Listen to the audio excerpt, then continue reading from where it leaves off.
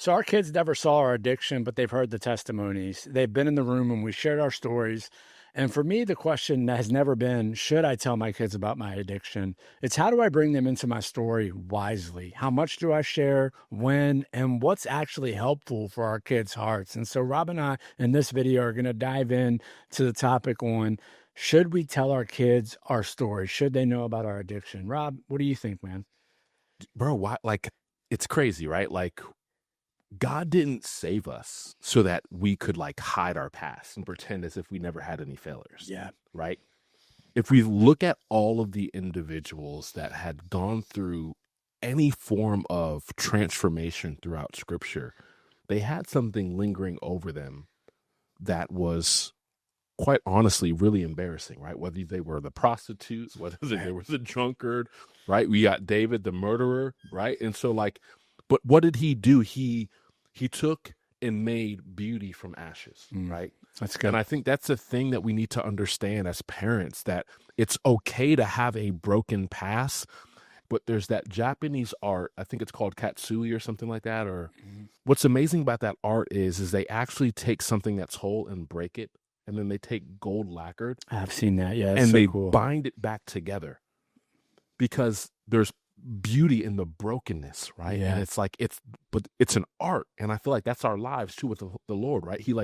We're broken people. He comes and gives us his Holy Spirit, but he gives us his Son who sets us free from our troubling past and brings us back into right relationship with him, right? But it's a beautiful story, right? Like he wants that to be displayed. He wants that to be used so that he would get the glory, so that we don't have anything to really say about it. You know what I mean? Yeah, it's really good. I mean, there's this tension, I think, for a lot of people. And you were alluding to it earlier when we were talking like offline or in our first attempt to record the video, that like a lot of it, I don't think is necessarily predicated on us being concerned about our kids finding out, but more thinking about like the parents, other parents that we have to be around. Right. And you made mention earlier that like, well, when people find out that I work for a recovery program, I spend all my time around addicts, it's like the other parents start to get a little hesitant, you know, like, well, they're an addict, and there's still some of that stigma out there, you know? And so like, sometimes we try to hide things, maybe not necessarily to protect our kids' hearts, but because we're embarrassed. Like, well, and not just that, man. I mean, to even take it a little step further, being open and vulnerable about that could quickly shut doors of opportunity. Yeah, true. Yeah. And so me sharing that I was once an addict to somebody, all they heard was addict. They didn't hear the once was part, right? And so they hold that against you. And now it's like this invisible wall has now come up. And Danielle, we laugh about this all the time, but we'll start to build relationships with people. And I find that when I'm too transparent with individuals, I end up breaking and severing that relationship, because it's like I was open too much, right? Like, and I want to be open. I want to be transparent. I want to be vulnerable with people. But it's like this ongoing joke that we'll never have friends. Right. Yeah, it's true. You know what I mean, bro? It's wild. But let me ask you, like, what does it do for you, like, when it comes to like the fruit and like? Yeah. So like, well, I think I've always been open with my story in front of my kids. They've heard me share. I've shared testimonies and all that. Right. And I hope that even not sharing. So there's two parts of this. There's the polished testimony that I share on stage, right? But then there's like the sharing of active struggles that I'm walking through, right? I heard Sean Cannell, one of the YouTube guys that I listen to all the time, say, you should share your scars, but not your open wounds. Right. And so there is a part of feeling that happened before you. 100%. And I think it's the same with our kids. Like, I don't think we need to bring our kids into all of our trauma and our ongoing, like maybe we're having marriage struggles or all of that. I mean, they can sense it, but they don't need to know everything. But I think the girls knowing that I've been through some things and I've been transparent about it kind of goes back to the point that my kids don't need me to be perfect more than they need me to be honest. And I would hope that my ability to be vulnerable and share with them would open the door that down the road, they'll be open with you. They need to have that conversation. They know I'm a safe person. Right. Because dad doesn't act like he has it all together all the time. Yeah, my mom messed up, so it's okay. Like, if I mess up, they're not going to see me differently. Now, I don't want to be an incompetent sitcom TV dad that never gets anything right. Like, I want that reverence and respect. Right. You just have to kind of draw that But what's line. the fear there? There's a fear there, right? It's like, can I be open with my kids? Does that give them the license to continue to walk down that path that I did? Or I honestly, so what I've seen in our girls, like, they have literally had a front row seat to watching people for 16 years, my oldest, watching the worst outcomes from people using drugs. Right. Maybe it's scared straight on steroids, but the struggle and like, so yeah, I think that's an interesting part like of it. So I think it's also encouraged them away from it. Now, we've done a lot of other stuff to encourage and try to speak life into them. But so what about like concealment, right? For those who may conceal their past from their friends, their family, their kids, like what does that create in somebody? Like how do they? Yeah, man, I think a lot of shame is built and rests there. And I think the reason why the shame is there is because they haven't fully embraced God's love. And for me, I'm still learning how to embrace God's love. Yeah. Right? And I have this story where I just had this experience this morning, but my dog every day, whether I'm coming into the house, leaving the house, I'm in the bed, but particularly this moment, I was in the bed and I was just chilling with my wife. And the dog, as soon as it hears my voice, just comes up to me and just like licks me to death. Right. And I remember the Lord speaking to me and telling me a long time ago that this is my love for you. And you often at times want to reject this love because it's too overwhelming. But like, I don't know how to receive my dog's love sometimes because I'm just like, all right, that's enough. Yeah. But my dog just wants to be with me. Like it just wants to love me. And I almost feel like the Lord speaks through my dog. Like I know that sounds kind of weird, but I almost feel like the dog is just like reminding me of the Father's love continuously. And so like it pulls you out of that place of shame and that guilt, man. And so like don't allow yourself to be held bondage or captive by your past, but just embrace the love that He has for you and it sets you free. Have you ever seen people that are like embarrassed? You know what I'm saying? Like, I think we've seen it with people coming through Teen Challenge over the years. Like, it was a thing they did. It was like a stay at you go to the doctor or whatever, you go somewhere and you don't tell anybody about it or whatever. Like, you know what I'm saying? Like, people that seem to be almost embarrassed of their testimony. Yeah. What do you think causes that? I think too, it's them not being able to see the end of their story. And so a lot of times, man, they don't want to share that portion of themselves because they think that that's going to, as I said earlier, it's going to prevent them opportunity. Yeah. And so there's this prejudgment and like we can't determine how other people are going to perceive us. But I think that's our issue in life is that we are more impressed with how other people view us than how God sees us. Yeah. So do you think that shows a lack of trust in the Lord? Like they really haven't surrendered? Or I wouldn't necessarily say it's a lack of trust in the Lord. I think it's a lack of understanding of who God is within your life, right? Like, okay, yeah, that's good. I think it's an identity issue. Yeah. Right. So our identity lies in what man says rather than what God says. Yeah, that's good. And so for us, we think that our achievement, our success is limited by what we accomplish, when in reality is that we don't deserve anything, yet He's given us everything. Yeah. You know? Yeah, it's good. I think, I've had so many people over the years, man, ask, these questions about, do you tell your kids? How much do your kids know about your story? Right. And our kids have always been very active in our lives and part of our ministry world. And I have some friends that choose not to. And, I think for us, you and I have both always been those people that have shared. And so I'd be curious for those watching, like if you've struggled sharing your story or maybe your kids don't know about your past, drop it in the comments. Let us know, like maybe why. What is that struggle that you're dealing with? And on Rob, I'd love to talk a little bit because I think what people hear when they hear me say we share our stories in front of our kids is that my girls are hearing about the time that I overdosed, all the stories, the war stories. Right. Like, so what sets this apart? Like, how our kids know about our story different from me sitting down, trading stories and joking about my past with my buddies or whatever, I think the thing is that there's a time and there's a place for everything, right? But it's being very discerning and allowing these things to happen organically. Right. I think sometimes we think it's like, hey, look, let's get some s'mores tonight. let's go by the campfire and I'm just going to tell war stories. No, that's not the idea. It's you and your son or you and your daughter are driving one-on-one and you have this natural conversation about something, right? Like, and what that means. It's like, man, when I was your age, did you know what dad used to do? Right. Yeah. Right. And then I open up that door and then it's just having this dialogue with them. Yeah. Right. Like almost encouraging them at the stage that they're in, because you weren't at that stage at a young age. So it's like, man, I'm so proud of who you are, Josiah, because of the maturity that you have at your age. Because when daddy was your age, I got into some mess. You know what I mean? Like I did some stupid things. Well, what do you mean by that, Dad? Well, let me tell you. Yeah. Right? And so it's not me going down in a rabbit hole of all these crazy things that I've done, because I could share those things. But the reality is like, I want him to understand that I was broken and in need of a savior.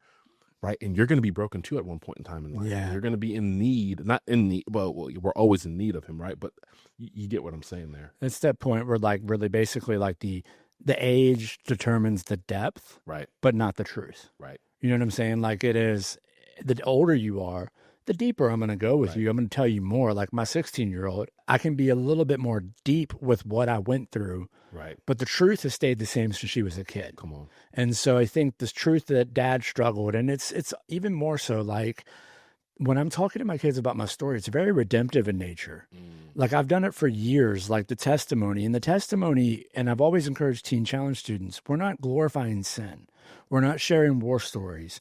We're talking about where we were, where we are, but ultimately pointing to Jesus. So that's fruit. It's hope, not horror, right? That's what it is. Like that's the reality of it. Like I'm not looking to scare them, but like the cool part about that, Rob, like I never graduated high school. Come on. Like, you know what I'm saying? And my girls, like when they do well in school, hey, I was never in your grade. I quit before then. Right. You're doing something that dad never did. Right. That's so good, dude. And they really enjoy that kind of stuff, man. So what do we look at, like, as far as like when we let them see the fruits of our transformation? Like, how does that look for our kids? Like, I'm new to this. I just got set free. Stepping back into parenting again. Like, how do I show them that I'm transformed? Yeah, well, I think you're obviously your lifestyle, but like, man, I really do think that kids see the mercy of the Lord in our stories when they see it, because more than anybody else, like, I always used to say from the pulpit, like, don't judge me by what you see when I preach on Sunday mornings, because I can perform up here. Right. You want to know who I really am? Come home with me. Right. There are people in this room, and I would say this constantly, my kids are never going to be moved by the sermons I preach on Sunday morning. Right. Because if I preach a sermon, I go home and I do something completely different, the values are created in them by what they see me do.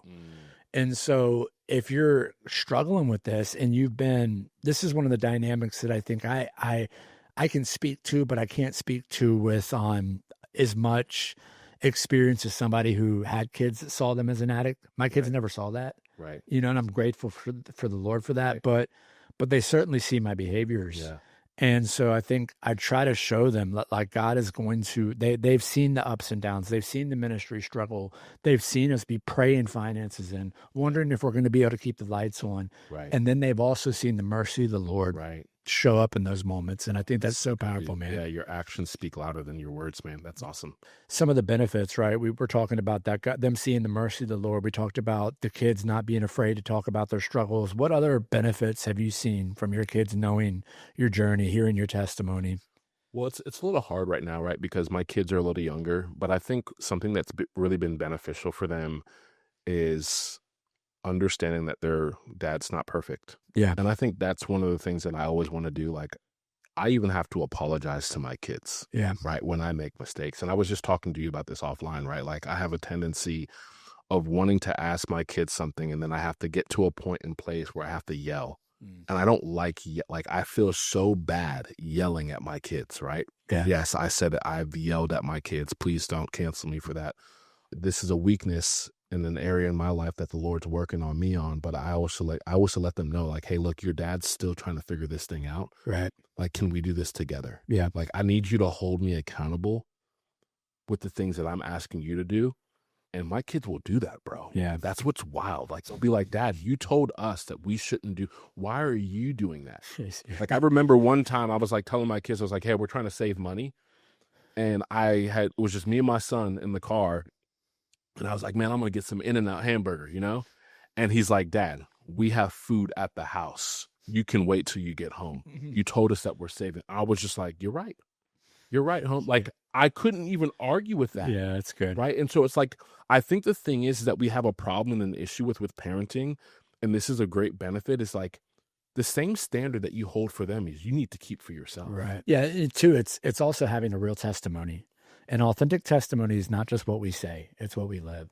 And I think that is key. And you mentioned that earlier, right? Kids see it. More is caught than is taught is what they say, right? And so, like, I do think that's crazy, man. Like, it's so funny. You talk about your kids, like, you're better than me because I'm like, if you want me to take you somewhere this morning, bring me a cup of coffee when you wake me up. Like, you know what I'm saying? Like, don't hold me accountable. Give me some caffeine and I'll take you where you like.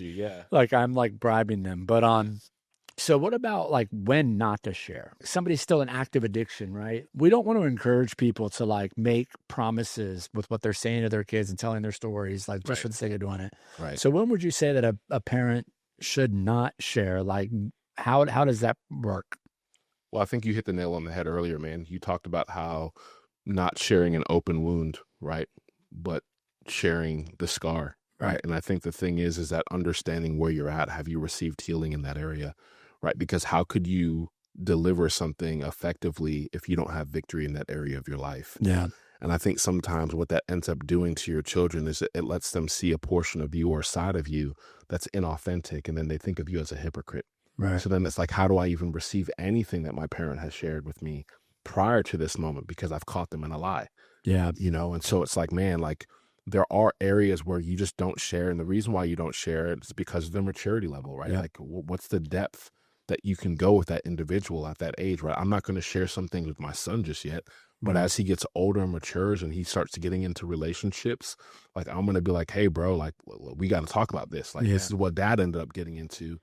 And this is what ended up happening in this area. You know what I'm saying? So it's like being very mindful of that. But like I can share these things and they're concealed in a file right now, ready to be open at the opportune time. Yeah. That's because I've gotten healing in that area. Right? Yeah, that's really good. But there's some areas, man, where I have not received healing and God is still working on me and he's preparing it for a moment in the season, I think, to use as an opportunity to share with my children. Yeah, that's good. I like what you said earlier about the depth. You just said about like there are things, he's not at the age yet that I can share everything. Right. Like we haven't gone into the whole, sexual relationships conversation and all that yet at that point in the life. So I'm not sharing my story with my kids at the expense of their innocence. Right. Like I want to still protect and maintain that innocence. Absolutely. And I think that part of it is important. And that's also like hard, man, because I realize there are probably some parents watching that their kids have like been in their addiction, been in their mess, and they've seen some really like difficult things. They've experienced some difficult things.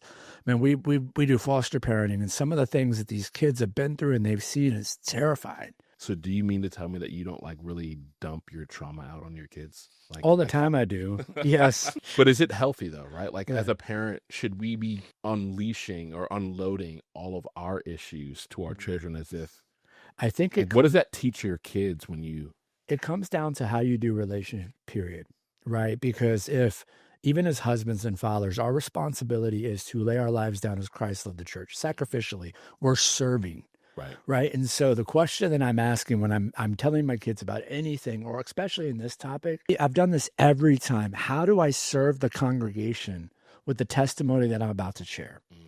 Me getting up here bragging about how many drugs I slammed into my arm, how many times I got away without getting arrested, how many times I missed death, all that stuff. Like it can serve the audience if that's the intention. Right. But if I'm only up there to either dump my trauma or bring glory to myself and not actually have a redemptive arc to it, then I'm not really serving the people. I'm serving myself. Give a final word on that, man. Like, what do you? Yeah. So I think that we as fathers, we are the leaders.